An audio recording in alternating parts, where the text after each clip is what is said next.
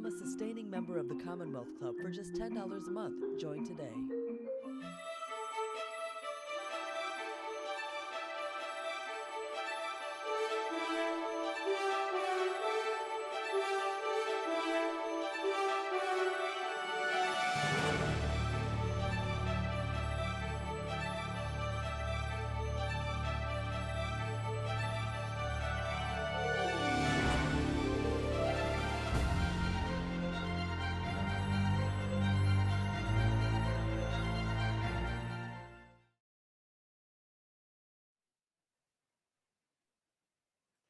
Hello, and welcome to today's virtual Commonwealth Club program.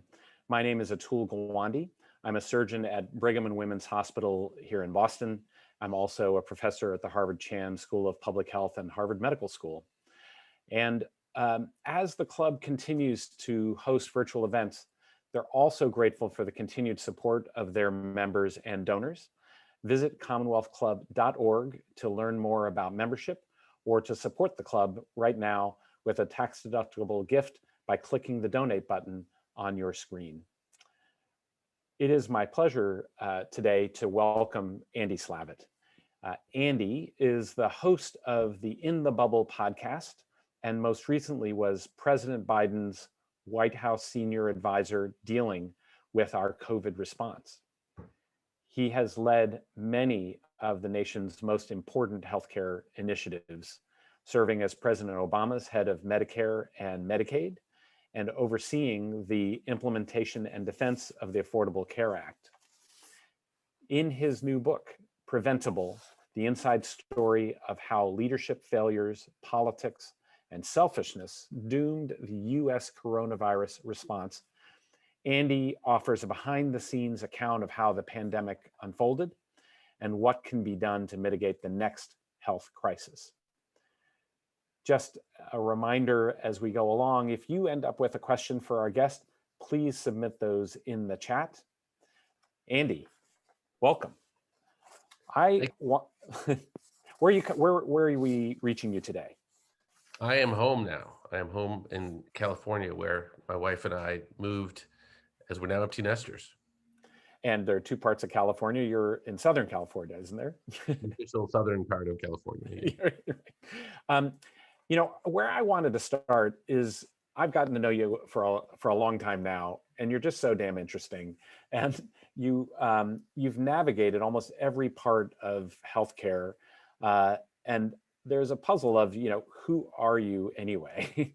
And this is you're a Ivy League trained guy who went to McKinsey, to Goldman Sachs, became an insurance executive, grew Optum into a major force. Then your dive into government was to rescue healthcare.gov. You became a critic of some of the for-profit industry in healthcare. You was, as I mentioned, administrator of Medicare and Medicaid. You came out, you've started a venture capital fund for startups seeking to change the way we practice medicine or deliver medicine. You've been a policy fixer all along the way. You're a Twitter maniac with an incredible following, and I find one of the most informative feeds there is on keeping up with what's going on, especially during the height of the pandemic. And then you were a COVID deputy in the White House. So, who are you? What has been motivating you? Is there a thread that can possibly connect all of that? Well, it's kind of a funny question coming from a surgeon, author, the premier chronicler of the U.S. healthcare system, and I could go on and on about all the other things you do. So, the who am I question is I could go right back at you, Atul. I guess I've always felt that if you're going to be in healthcare and you're not taking care of patients, you better damn well be helping the people who take care of patients take care of them better, or you're just overhead. And I'm not a doctor. No one would want to come see me for their medical care or medical advice. So I have a big burden to play, because all those things you described are just basically overhead unless I'm productive and getting stuff done. So, the the thing that I most warms me when if people think of me this way is as a helper, as and it's in the Fred Rogers frame of look for the helpers when things are tough, show up when things are tough, and lend a hand.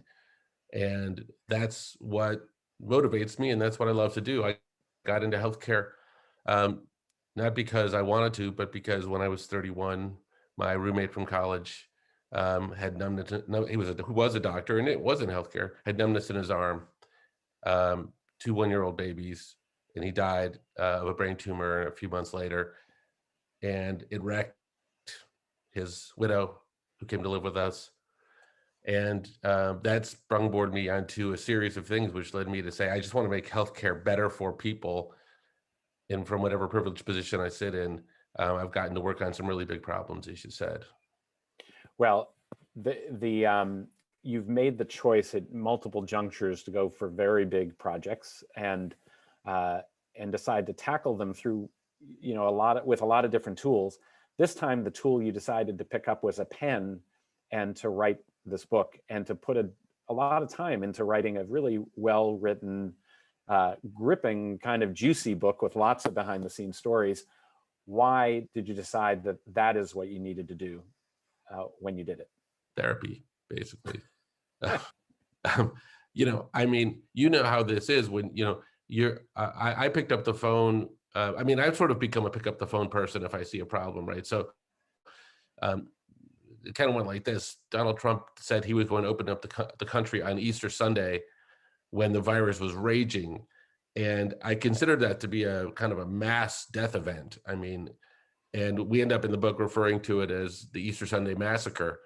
And I wanted to prevent that. And I thought it was nonsensical, as did a lot of people, because I thought it was the exact wrong time to put a bunch of older people elbow to elbow inside a room and have them sing. So I called Jared Kushner, who I didn't know, but we knew of each other. And he was gracious enough to take my call. And so began an ongoing dialogue with him and others in the White House as I watched everything unfold. And so his story, my verbatim interactions with him, with Deborah Birx, and the kind of arc of the last year felt like things that should get out. But I also tell the story of a guy named Ahmed Aden, who's not as famous as Jared Kushner, but he works in an Amazon warehouse. And he got COVID and had the quadruple pleasure of getting sick, having to lose pay from Amazon, not being able to afford healthcare, not being able to get access to a test, lived in a 2-bedroom apartment. His wife and his 5 kids who lived with him had to move into the other bedroom. And unfortunately, there were millions of people like Ahmed Aden, and that story wasn't well told either. And I felt telling his story and telling these stories together that smart people would pick up the book, read it, and get a real sense for what the issues were without me having to hit them over the head with it. That was my hope. It's an unusual book because, in a sense, it's a piece of journalism because you're telling these stories of many actors from this warehouse worker to Jared Kushner.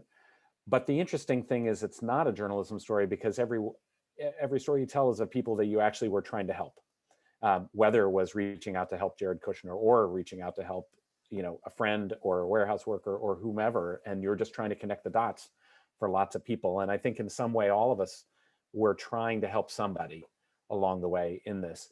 This is a book that really excoriates Trump. I said you could have called it outrageous and not just preventable, because I was, reliving a sense of just disbelief and sometimes outrage as I was going through it.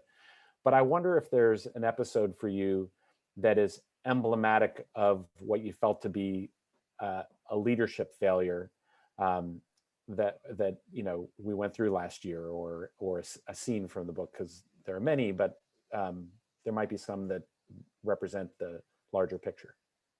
Right. So let's be clear what we're talking about when we say preventable. The pandemic wasn't preventable by the United States. Donald Trump didn't cause it. I'm also very forgiving of honest mistakes. Mistakes where people are operating with the best information they have at the time in the fog of war, that are performing their job with empathy and passion and commitment. I am very generous, and we should all be generous about those kinds of mistakes. But I'm not forgiving of mistakes that are made because of ill intent and that are what I would consider to be more of the dishonest variety. And Trump made several of those that we know of that cost lives. And I think it's important from a standpoint of accountability that we have that conversation. Now, I would say that this was not the only cause. There were many other issues that went on, but Trump's leadership in specific, for one, of course, we know he denied the existence of the virus. And his power to deny reality and try to get his followers to deny reality is something that he's hung on for a long, long time. And I think he thought by doing that, he could alter the way people looked at the virus. And the reality is, if he would have simply said in January, when he knew that, hey guys, we have a problem here, we have a problem, hundreds of thousands of people would have taken action and spared their own lives and the lives of their family members. The fact that he went to bed every night and went to sleep apparently like soundly between then and the time that the NBA stopped their season, and that resulted in a stock market crash. But the fact that that's what it took, tells us something that we would have been a lot better off. And from there, I think there were a number of incidents that I found in these conversations where, he quashed any kind of dissent. And when you have a scientific phenomenon going on that you can't observe with your naked eye, right? Asymmetric growth, asymmetric spread, exponential growth. Those are things that defy our ability to understand them. So we need scientists to help explain them. And when he basically said, look, if anybody is coming out with a different point of view than that this whole thing is overblown, they're going to be summarily silenced or fired. And there was one moment in the book where Alex Azar was going to go on Fox and Friends, and he planned to say the words, things are fine, but could change rapidly. Now, first of all, things were not fine.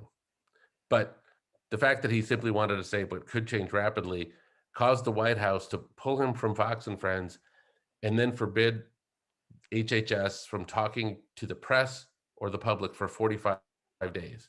So just think about this. Like we're having a pandemic, and our Department of Health and Human Services is forbidden from the White House from talking to us.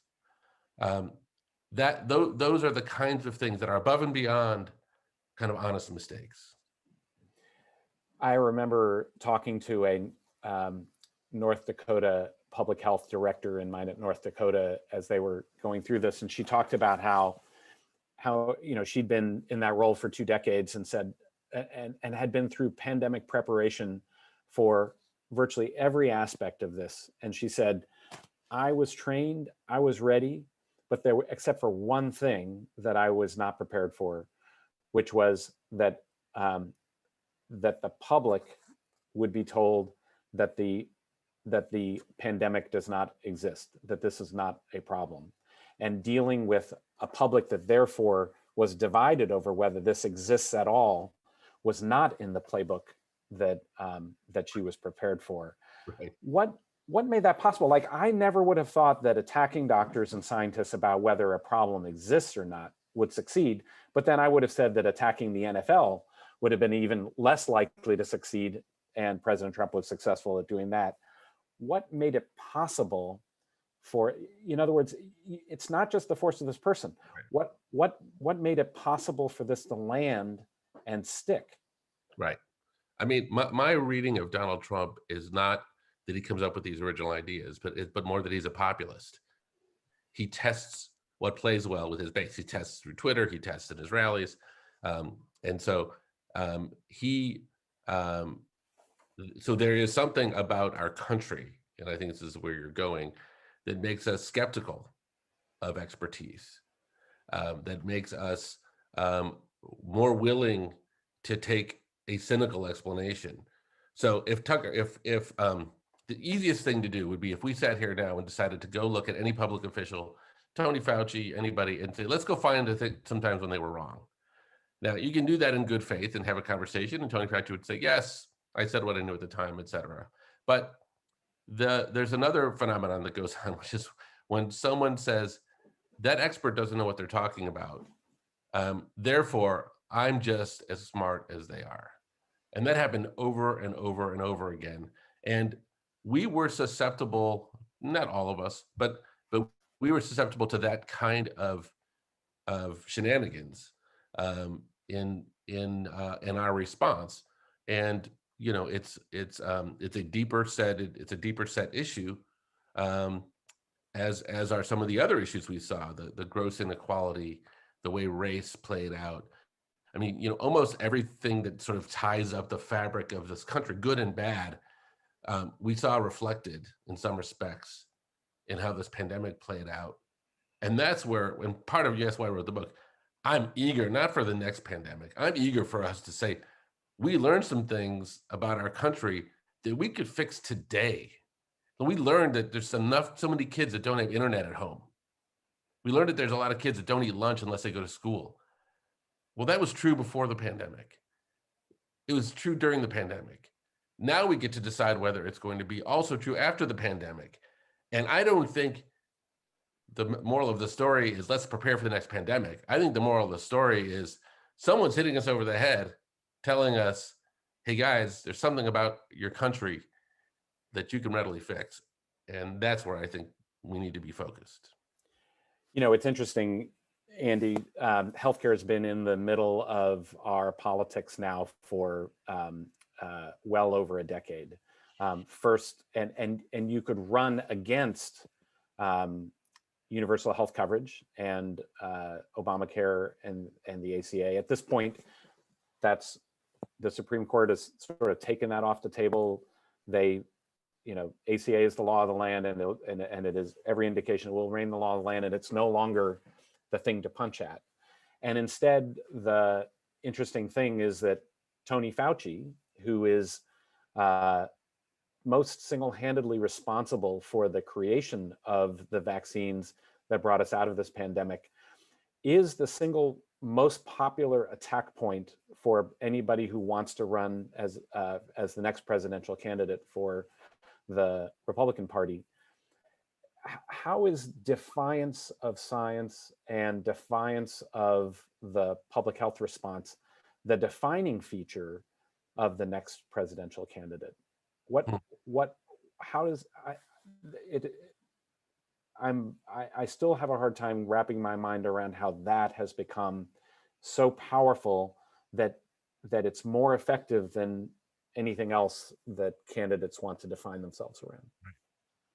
So I try to tell this story in the most personal way I can. And so I don't try to wax eloquent because I don't think I'm smarter than the next bear about like public health. But I do tell the story. If you think about, people in public health, they don't get paid what surgeons get paid. Pharma companies aren't giving them billions and millions of dollars to do research. They're not getting big grants. They're not focusing on the acute problem of the moment. So a guy like Trump comes along, and not just Trump, but it can say these people are irrelevant, and they get rusty, and they get underappreciated, and it's just sort of not the thing to do. And the people that who do it for a living are phenomenal people. They're passionate. It's a labor of love, and they're underappreciated. And then I make the comment that if you happen to sit next to one of them at a dinner party, and they tell you that there's a pandemic coming, your first thought is, okay, how do I get my seat changed? Because this person is crazy, and that's what they've had to put up with for a long, long time. So there's an endemic thing here.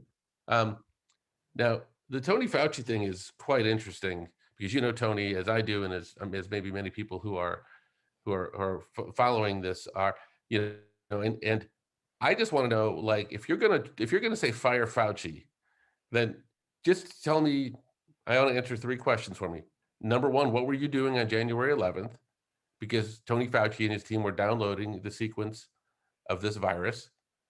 What were you doing on January 13th? Because on the 13th, they connected to Moderna, and Moderna began working on a vaccine. And what have you been doing the last 2 decades when Tony Fauci in 2005, under, by the way, Democratic and Republican presidents alike, all of whom were supporters of science, said, let's put basic research dollars and a public-private partnership behind the mRNA platform. And, thank God for that foresight. So if you're going to fire Fauci, maybe you want to be accountable for what the heck you did to prevent this pandemic. And, Ron DeSantis is now saying, we vote for freedom Fauciism. Now, I don't see Ron DeSantis. I don't see Ron DeSantis declining to use the mRNA vaccine that Fauci created. So, all of us ought to have, look, this is a very tense time in our history. Politics aside, we've all gotten ourselves wound around the axle and upset and angry and wanting to point fingers. And, the best thing we can do is be a little bit more generous and forgiving of the fact that we've come through a hard time, that we are fortunate to have some of the great people we've had on the wall, but they're not going to be perfect every time. And when they're not perfect, that means the burden falls to us as neighbors, as people who live in this country, to take care of one another and look out for one another. And that's and so there's messages in here for all of us, and finding fault and pointing fingers and all of that. We just need to examine, in my view, the things that happened, the good and the bad, and figure out how to become a better country as a result of it. Well, in the course of the storytelling, it's so easy to focus on the leadership failure, but there was more. And one of the points you make is that that there are roots to our failure to have captured this virus early, to have been able to adopt basic mitigation strategies through the whole of 2020 that had roots that predated Trump. Can you talk a little bit about the ways in which we were all at fault? Yeah, and look, I don't know that I want to say we're at fault, but I would say there's things where I have to look at myself and say, what can I do, and what can we all do differently? We defined as a country, more than half of the country as essential workers. So many of us, and look, there's a dirty little thing that people don't want to talk about. And I have a chapter called The Room Service Pandemic. There's a whole bunch of people who, myself included, don't want to say this because it's not polite, but the pandemic was not a major hardship for. Yes, we missed events. Both my kids missed their college graduations, one missed our high school graduation, all that stuff. But I was home, I was safe. I could be home. I didn't get paid by the hour. I had enough savings to last through the pandemic. And then I could order Netflix and Amazon and et cetera. The problem in this room service pandemic is on the other side of Amazon and, DoorDash and everything else, there's people growing crops. There's people driving trucks. There's people working in meat packing plants. There's people working in grocery stores. There are people delivering those meals every day, putting themselves at risk, like Ahmed Aiden, the guy in the Amazon warehouse. And often they're people of color, often they're lower income. And often we would more than gladly expose them to us not wearing a mask or weren't thoughtful about that. And I think there's this thing that went on where once people felt relatively safe, it became a little, once people were more assured of their own safety as a human impulse, we became a lot less focused on those big numbers of people. And at one point in the book, someone says to me, "Hey, Andy, I don't know anybody who's died of COVID-19. And it was almost like an accusation. And I wanted to say, you've never been to Albania. Doesn't mean it doesn't exist. But it's because we are the way our society is structured. And, there's a lot of talk about freedom. There's also an argument to be made for, what do we as a society owe one another? How do we help one another?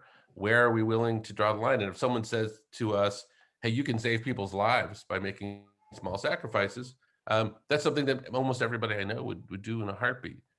And I think about it this way, like I know your relatives, my grandmother came to this country in 1908. She lost 7 brothers and sisters. She lived through a 10-year depression and a 6-year world war. There were days, there were weeks, there were months when she didn't have hot food or hot coffee. And if I don't get my Starbucks dark roast in the morning, I can get cranky. Like if I went to Starbucks, they were like, sorry, we're out of coffee. I'd be like, what is going on here? So we are used to, as a society, getting what we want when we want it. And if I said to my grandmother, I can't wear a mask because it's for other people, she would have probably smacked me upside the head. So I don't say this to blame people for their response. I do think it's worth reflecting on how everything we've set up, how kids, school, race, people getting paid, people getting and losing health insurance as they did, as they lose their jobs, our attitude towards science, how all of those things played out and what we might want to do about them. It's one thing I've come to think is that this virus was uniquely well designed to divide us, in the sense that 75% of the transmission was through people under the age of 50, and 93% of the deaths were in people over age 55. We needed the people who were least harmed to take the most action to save the people who were most harmed. And then you add on top of that the divisions by race, which meant that some communities were hit massively hard and saw most of the deaths, especially in the Black and Hispanic communities. And then you had other communities where they really saw the disease last and had the lowest levels of deaths, often in our most rural areas, although in the fall, those became the ones that were hit. And I wonder if you think that makes sense. Very astute observation. I completely agree with it. And we're seeing the same thing now with vaccinations. If you just looked at people over 30, over 70% of Americans have been vaccinated. And if you look at people as they get older, it's even higher. We understand that. We understand why. If you look at people under 30, that is not the case. I think we're if you look under 25, 18 to 25, I don't think we're even at 50-50. There is something that's in the book which says, and look, this is somewhat of a loose correlation, but the two types of countries that seem to do better at dealing with pandemics are, one, countries that have been through a public health crisis before. They just have the muscle memory. And two, countries that have a more egalitarian common good, first, which I measured by looking at just the differences between the top quartile and bottom quartile incomes. Those that have very wealthy and very poor, where it's harder to empathize with one another, did much, much worse on a death per capita basis. Brazil, the US, Russia did far worse than countries in East Asia or in Europe that had a much more egalitarian society. So, are there lessons in there for us? I think there might be. Well, it's interesting. Your first factor, for sure, the fact that that East Asia saw MERS and saw SARS led to a much more rapid reaction by China, by Hong Kong, by Taiwan, by Singapore, by South Korea. Do you think that despite all of this division, that's us, when the next one hits? I think we'll get better at some things. So we have we are no longer the wealthy nation that's on an island that feels like we're going to get protected from the world's problems. It was like when 9/11 hit us and we were no longer immune to terrorism. So I think there is some impact for that. I do think psychologically, though, there's an unanswered question, and I'd actually pose it to you to what you think. In my mind, it's whether this will go down in our memory as more like the crack epidemic or more like the opioid epidemic. And what I mean by that is, the crack epidemic happened with criminals and people who were therefore put in jail, and we didn't have a lot of empathy, and we penalized. Our rhetoric was that these are criminals instead of these are hard-hit minority communities. Exactly. Whereas the opioid epidemic, that happened to all of us. We felt like we were victims of this evil drug company, and we had empathy, and we started setting up treatment programs, and we started talking about addiction and mental illness because we felt like it happened to us. Now, whether you agree with that or not, from the white perspective, yes. But exactly. So if this goes down as the thing that happened to racial minorities and older people, and then I think our policy response will be less forceful, less change, less empathy.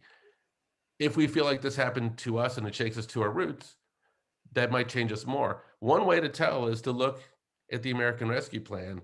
There were two features in the American Rescue Plan: the child tax credit and additional subsidies for healthcare, that really are, in many respects, permanent type of answers to help people who are living in the edge with no safety net, and living in poverty and affected by this. And you can say, on the one hand, this is great because it passed. On the other hand, we all have to acknowledge the fact that it passed with a single party vote, and it only passed for a 2-year time frame. So if 2 years from now, or within the next 2 years, we come back on a bipartisan basis and say, whether it's that or things like that need to be a permanent part of our architecture, because those are the kinds of things that will help us, then I feel optimistic. But I don't know that I'm yet at the point where I can feel that optimism. I'll just say to our audience that I'll be talking to Andy. I have a few more questions for about 10 more minutes. Please go ahead and ask any questions you like in the chat, and we'll welcome your contributions and chance to talk to Andy. Andy, I do see some glimmers of hope here. We missed the opportunity to contain the virus. We then missed the opportunity to test for it and to respond and snuff it out while it was small. Then we missed the opportunity to use masks to fully control it. But we didn't miss the opportunity with vaccines. It was perfectly possible that we could have been politically divided on vaccines, but instead GOP officials did not attack the vaccine, unlike masks. There is nonetheless that there is divide with the most under-vaccinated populations, interestingly, being people of color on the one hand and conservatives, especially rural conservatives, on the other. That means that we're talking about a nation where our overall vaccination rate for adults varies from 45% in parts of the country to 85% in other parts of the country. And yet we're not at war with one another about whether to vaccinate. So I see a glimmer of hope of that, and a way that we can move forward over the next 6 months. What is that opportunity? Where can we learn a lesson from where we've been to help us close the gap in the next few months? Yeah, well, I think we always do better when we make an effort to understand one another. And if we think of people and we put them in these buckets of pro-vaccination, anti-vax, or even vaccine hesitancy, I think we isolate people, we label them. And I think the right way to look at this is, for a lot of us, it took 6 minutes to decide whether we were going to get vaccinated. We knew we were going to get vaccinated. We had enough data, closeness to this, understood for whatever reason. There's a number of people that maybe it's a 6-month decision. They want to see what happens to others. And by the way, these people are largely, almost entirely not anti-vaccine. They've taken the rest of their vaccines. So this one, maybe because it's new, or maybe they hear it may affect their fertility. But we got to respect their process. And I know that we have this sort of notion of, well, we can't because we've got to get to herd immunity. But if we take a step back and say, these are individuals that are putting things in their body. They're not going to do it for the collective good. They're going to do it if they think it's the right thing. Let's instead focus on respecting their process, letting them get reliable answers to their questions, because the track record of these vaccines is so good that you don't have to do a lot other than say, do your homework and talk to reliable people. Don't go on Facebook. Don't go on Facebook to figure out whether you should take the vaccine, because Facebook knows that you are not sure. And so they're going to serve you the wrong content. But talk to your doctor, talk to your pharmacist, and take a little bit of the pressure off of that timing. And I think that's one piece of it. There's another piece of it, which is that this is mostly in people who are under 25. And for them, I think this is just sort of not that important. It wasn't that important when there was a lot of COVID. Now that there's not a lot of COVID, it's really not important for them. They're not offended by someone putting a needle in their arm, but they're certainly not, it's not on the top 20 of things going on in their life.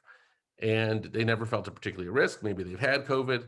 And so, you know, that's really a function of time. And so, look, do I think eventually it will become routine for most Americans to take this, to be vaccinated from COVID-19? Yes, I do. I think it's a matter of time.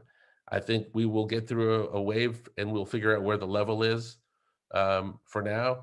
But I can tell you that it will, nobody will be bullied from here on in into taking the vaccine. Well, I think it's important to pull out a few threads from what you said there, because I actually see some significant hope. A lot of attention goes on the people who are the most actively against the vaccination. But you point out, there's the biggest chunk of people are people who are not actively against the vaccination. It's just not that important for them.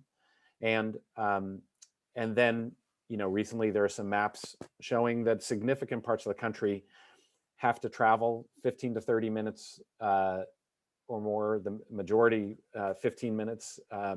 Even in suburbs and in cities, there are, you know, young people would have to decide to book it, to travel, to handle the sign-up process and get vaccinated. And it suggests that if you can make it super easy, you're tripping over vaccine to get it, that if you're making it so people's questions are answered, because people really do have questions, and it's coming from a trusted party like your own doctor, or doctors and institutions you're familiar with, that we can get to a big chunk of the folks that are left, enough that we can really, you know, get the rest of the way to closing this down. What would get in our way of being able to do those things? Or is it going to happen? Or is there more we have to do that's not happening? I think, look, so I think there's going to be a couple of seminal events that'll push this forward. One of them is likely to be when FDA gives final approval of Pfizer and Moderna. I think there's an opportunity to say to people, look, you were on the fence, you wanted to see the evidence, so did the FDA, the jury's in, and this is an opportunity for you to be assured that the FDA, who's had your back this whole time, they pulled Johnson & Johnson from the market for a pause. So I think there may be another, I don't know, call it 5 to 10% of people. I think there are some seminal events in the fall where college students return.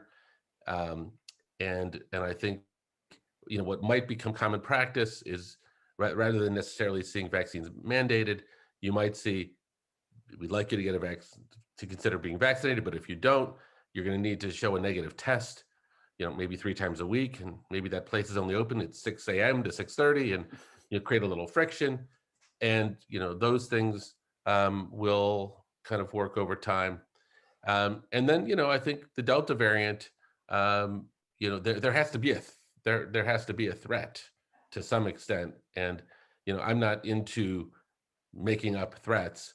I think we ought to be vaccinated and be prepared in case the Delta variant becomes significant. Right now, thankfully, even though it will become dominant, it's still relatively small. But you know, those are the kinds of things that could push things forward as well. You know, the fact that we have these solutions, and then I think it's worth talking about that in addition to vaccines, and a really good antiviral would be another game changer and super high priority. And I think, you know, along with vaccinations and along with global vaccinations, is probably the third leg of the 3 most important things we could do right now. Maybe you could add one more minute on the antiviral. What do you mean by having an antiviral solution for the future that's different from what we have now? Well, so, you know, we have some clinical trials going on right now. And by the way, I don't know how you conduct a clinical trial in COVID right now when you don't have enough cases. So it's a little worrisome. But you know, much like Tamiflu, something that can be taken at when symptoms arise and pop up, that can arrest the virus. Not something that you take in severe cases or taken intravenously or even subcutaneously, but an oral, a pill that you can take if you're feeling ill, and it squashes it. We just put aside $3.5 billion to do research, additional research on that. And, if we could say, you might get COVID-19, but if you do, there's an antiviral you can take, and that will really take care of your symptoms, and of course your contagion level. That will be another great tool in the arsenal. Of course, not everybody can take the vaccine, so that's important for that reason as well. That certainly would be the game changer, right? Especially if you have an oral pill that you can take, a Tamiflu-like treatment that could be a broad antiviral for coronaviruses, so might be effective against almost any variant. And you point out, there's been a major investment in that line of work, and so a second round of almost a breakthrough like a vaccine for the next pandemic and this one. There are a number of questions that have come in on the chat. Let me start with a couple that mine some territory from the book.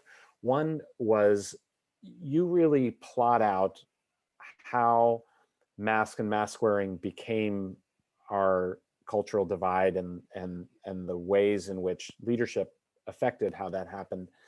The question that came in is, how did masks and mask wearing become the defining cultural divide of the last year? So my read of this was some version of Trump watching TV or going to a rally. But we know actually that when he saw what was going on in Michigan and Minnesota, where there were people that were wearing MAGA hats and carrying signs about masks and saying it was against freedom. It was the day after he had allowed Deborah Birx to issue this grand reopening plan, which said, if you get through all these gates, you can reopen. And of course, nobody was through these gates. And he saw these placards, and he sent out 2 tweets, famously, all caps, one that said liberate Minnesota, one that said liberate Michigan. And that was basically his big wink to his supporters. And he's not going to listen to these pointy-headed scientists, and he was with them in spirit. And so, I think that, like any good populist, this wasn't his idea, but it played well. And you saw him, and he would play games with it. Like he would say, "Oh, I'm going to wear a mask. Oh, I'm going to kiss you." His way of sort of plausible deniability by sort of this kind of winking thing really exploited things. And I hadn't realized how different that was until I was talking with the chairman of the National Health System in England. And we were talking about how challenging things were in England, how challenging things were here. And he said, I said, is mask wearing in any way tied to political party in England? And he said, no. Well, why would it be? He said, look, people don't always love masks. We argue with them. People don't want to wear them. Some people argue how well they work, which one works best. But by God, if we had to deal with Labor's wearing them and Tories not, he goes, I don't even know how to handle that. So he goes, God bless you, man. I don't know how you even deal with it. Yes, there is an opportunity when you latch on to the urge, embedded in the idea that the virus, for people under 50, you're asking them to do something to protect the 93% of the deaths over 55. Telling people you don't have to sacrifice. It's made up. You don't have to go through this. It's a pain. And it's not a significant concern for you. And instead, you deserve your freedom. And then you tie that to a party where you don't have a contradiction. You don't have people contradicting. It seems like an important part of this was the fact that you did not have Republicans who have been long supporters of science speaking up to contradict this message. Well, the occasions when they did, it was like, you remember when Redfield was in front of Congress at a hearing and he said, this is as important as a vaccine. and he lifted up a mask, and people were like, "Whoa!" So my sense of from that moment and other moments from talking to Birx extensively, which is in the book, is that the people that chose to stay were either making a Faustian bargain that somehow things like life would be better with them there, but they had to play by his rules, at least on the surface. And so, called in front of Congress, Redfield could say that, but the guy was the head of the CDC. Why wasn't he saying that every day? Why was that the first time he said that? Well, I mean, this is where it's the science belief and question. I remember in a very similar way when the hurricane was off the coast of, I guess it was Alabama towards Florida, and the president claimed that the picture of the hurricane was headed in one direction, and the agency behind forecasting, I forgot, NOAA, the leader was asked to redraw the maps or else remove them, and no one was willing to speak up to defend our weather maps. At a certain point, when the leader speaks up and people can't contradict, that feels like the dangerous point. Yeah, you can't really Sharpie a pandemic for very long. Another question that came in relating to the path of the infection was, how many younger people have been infected, and do a significant number of them suffer long-term side effects? Not side effects, long-term effects. You're probably as familiar with the data on this as I am, and the data is not perfect. I will tell you, and I've been public about this with his permission, my 19-year-old is one of them. I think the numbers, I hear 10% or so have, after like 90 days or 6 months, have continued symptoms. Zach had COVID in the fall, so I think we're well past 6 months, and he's still dealing with symptoms. And as a parent, I would advise you, if you have younger kids or teens, certainly, and kids in their 20s, you don't want to deal with this. I mean, you just don't. There's no more helpless feeling than your kid asking you, "Hey, Dad, when am I going to get better?" And your go-to move is to be able to say when, or everything's gonna be fine. And when you can't, you realize that this uncertainty, all that it can cause your kid, and you want everything to be great. Now, he's going to be fine. He's not going to get in the way of living his life, but there's a lot of people who have it much worse, I'm sure, than he does. Yeah, it's a very low percentage of young people who become seriously ill, but young people can become seriously ill, and we saw the development of MIS-C, the multi-inflammatory syndrome of children, which put hundreds of kids across the country, but not thousands and thousands, in ICUs, and is responsible for a few hundred deaths across the country, numbers that are significant. And then the longer term side effects increase as the ages go up and you get into the teenage years and the younger adults. And those side effects can be quite debilitating. There's a lot of hope that vaccination is proving to be a kind of treatment for those side effects as well. I hope Zach does better over time and is able to leave it completely behind him. Yeah, thank you. And he's a big part of the book, because he explains exponential math in ways that adults don't get it. And of course, he was on my podcast, and he's but it's like his hands are purple and blue, and they're very, very cold. So there's something going on there. Is that going to prevent him from leading his life? No. Does that worry him? Yes. But that, I think that would be very mild. I would expect that that's a 1 on a scale of 1 to 10 in terms of what people have to deal with. I think it's also an important thing that we're learning about these post-viral effects. I think we haven't talked about long flu, but there seems very likely to be a significant rate of long flu in younger people as well, with similar symptoms to these that are, an exuberant inflammatory response leading to a kind of disruption of all of your autonomic system controls, affecting your blood flow to your extremities, affecting dizziness and your ability to just feel really normal. And so there's a lot to learn that we'll unpack out of this pandemic that is significant beyond the pandemic as well. There are some questions about the immediate short term, and then other ones about the longer term from here, the next pandemic, et cetera. I want to go to one that says, what do you say to people who say, I don't trust the vaccine because the CDC says it isn't 100% effective against catching COVID? No vaccine is 100% effective against catching what it protects you against, right? Yeah.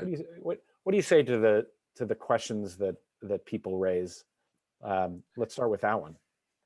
Well, so first of all, if I'm trying to talk someone into taking the vaccine, I already feel like I'm having the wrong conversation. But if I'm explaining to people, as I often do, one of the things, say, look, there's 7,000 people died of COVID in the last 10 days. And what they all have in common is none of them were vaccinated. And there's 13,000 people in the hospital right now with COVID, and 99% of them weren't vaccinated. So if you do get, it is possible that you'll get a breakthrough case of COVID after you're vaccinated. It's entirely possible because it's 90% effective. But when you have that case, it's going to be mild.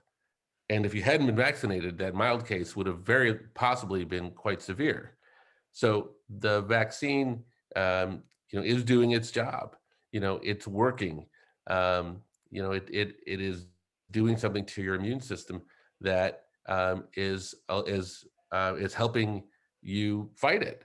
And so I think having people with those sort of proper expectations of what they're experiencing and what they're doing, and then also just being very candid with people. If people say, "Are there side effects?" The answer is yes, there can be. You can feel kind of under the weather for a day.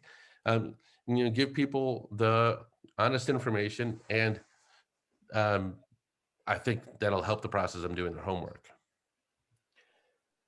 Here's a question that asks, how did people like Jared Kushner feel about the denialism from President Trump and others? Are you at liberty to report? Sure. And perhaps you can broaden to those who you have been in touch with from the White House and the COVID task force from the Trump period, and what they feel about the leadership they saw.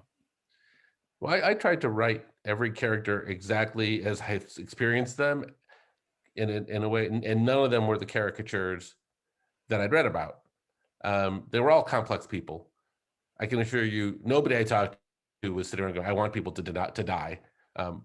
They prefer, people didn't die. That's not, nobody was quite that evil. But what I found that Jared was willing to do things to help, so long as it didn't run into the category of adding accountability to his father-in-law. At the end of the day, he was a political operative for his boss. And, to some extent, we're all a reflection of our boss. I worked for a president in Biden who said to me quite clearly, don't worry about making me look good. Give the public the information they need. So my job was easy, right? I didn't have to do this performative stuff. What was interesting was, and as the person who ran the model for COVID-19 was never asked to run a model of a scenario of what happened if we tried to minimize deaths. And she was never even asked to run a model that would contemplate a scenario where the federal government had any ongoing role. So it wasn't even presented to Trump as an option, because people knew that Trump only wanted options that placed all the responsibility on the states. And Jared said to me, point blank, Andy, this is brilliant. Trump's going to get credit for opening the economy. And when things go badly, if they do, then that's going to be on the governors, and they're going to get the blame, and he won't get any of the blame. Now, he was wrong about that. I don't think you can escape accountability, but that was the play they were running. And so if I would say to Jared, "Hey, Jared, we got to stop this Easter Sunday thing," and I could submit a plan to do it in a way that was politically favorable to the president, he was all ears. If I said, "Jared, the federal government needs to take more responsibility for procuring testing and investing in testing and allocating testing to states," he said, "No way, not going to happen. The governors the governors are all against us. The governors want this to fail. They have no incentive if we do this, and they're going to put it back on the president. So it's all on them, and we're not going to do that." So ultimately, it was clear what was most important to them. Two forward-looking questions to the next pandemic. First is, how do you think the U.S. will handle the next pandemic? Will we handle it well? Are you worried we will be more likely to overreact or underreact next time? Well, and then there's a second one related to it, but I'll come back. Let's start with that one. So we made a series of technical mistakes containing the virus, and I think, and we had a series of things we were completely unprepared for. Not enough PPE, ventilators, et cetera. I'm going to assume we're going to do better at the technical stuff, but we may not be not every virus is containable, and it may not be so easy. And so we should expect, when this comes back, that we're not necessarily going to be rescued by science. We're not necessarily going to be rescued by the CDC. We're not going to, that we will have to carry some burden. And that's the part that I think is a big question mark, is if it does require behavior change on our part, whether it's wearing a mask or avoiding large crowds, will we be up for it? Will we do a better job than last time? I will tell you that one thing we have been working on, and we haven't talked a lot about it in the Biden administration, is, we think we can cut down the vaccination time even further from what we did this time, even as quick as 9 months. And that's because we can make investments today in all the various types of potential virus vaccines. We can create the manufacturing capacity today. We don't have to use it all. And it has a cost to the country that before today, we weren't willing to pay for. We weren't willing to spend, and it's in the single billions of dollars. It's not in the trillions. It's not in the hundreds of billions. It's not even in the tens of billions, but it's in the singles of billions of dollars a year that would allow you to have, in effect, somewhat of an insurance policy to say, within 9 months, you can have mass vaccination capability for any of the major viruses likely to hit the market. I think we believe that that's an expense the country will want to pay for and should want to pay for. And it also will create lots of jobs and will make us a vaccine arsenal for the globe. And so in that respect, I think we'll do well. But, we have that mushy part, as we know, which is that interim period where things are on us and our own behavior is going to dictate how this thing spreads. And that's the big question mark. I think we're going to be down to our last question here. So I'm going to combine two of them and I think these are great questions. And one is, what is one specific administrative action the Biden team can take without legislation that would most prepare us for the next pandemic? And the other one is the sort of parallel. If there's one lesson or one thing you think the average American can do, can learn from last year to be prepared for the next, what would it be? Those are great questions. And so since I've already talked about the manufacturing capacity and anticipating on vaccines, I'll say that in addition, I think you and I would probably both agree that a first-class intelligence system to detect and monitor and sequence viruses as they occur is another essential ingredient, as well as a big investment in a public health workforce. Now, those are not necessarily things to be done by executive action, but the good news is that the American Rescue Plan gave us the money to do those things. So we got to do them. We got to do them well. We got to build up a public health workforce. We got to make that a career that people want to be in. It's a sexy career. I encourage you to encourage your kids to go into this. And I encourage every company in the country to have a chief public health officer and to really make public health integrated into all of the things that we do, because it can't be just the government. It has to be government leading and people following. And for us as individuals, it's a really tricky conference. It's a really tricky question. But I would start with, I'm going to say a couple things, and it's not directly on point. One is, if you've been vaccinated, in my opinion, the most important thing you can do right now is get back the parts of your life that you haven't gotten back, that you feel like you lost during the pandemic, that are still available to you, and take as much joy from those things that you lost, and try not, if you have deferred dreams, whatever it is, that's the most important thing you can do. If you're not vaccinated, you probably should consider getting vaccinated and then doing those things. But I don't think anybody should be obsessing over the Delta variant if they've been vaccinated. There are far greater threats in your life right now, and this is in the category of a manageable challenge. And then I think we've got some repair work to do, whether it's repairing relationships that got frayed during the pandemic, or whether it's sort of being more generous in our thinking about the different experiences that people had during the pandemic, where they lost things that may have been different from the things that you or I lost, that the people lived through during the pandemic. If we fix those things now instead of waiting for the next pandemic, I think it'll do a lot of good. And then, of course, obviously, buying my book, Preventable, and you can get a signed copy of that if you'd like. Just go to my Twitter account @aslavitt, and I'll tweet about it. But I think, I don't know how you make it through the next pandemic without the book. Well, Andy, thank you for the book. Thank you for your first draft of a historical event that will be remembered for a long time, and I hope we all learn from, and you've helped us figure out how to learn from it.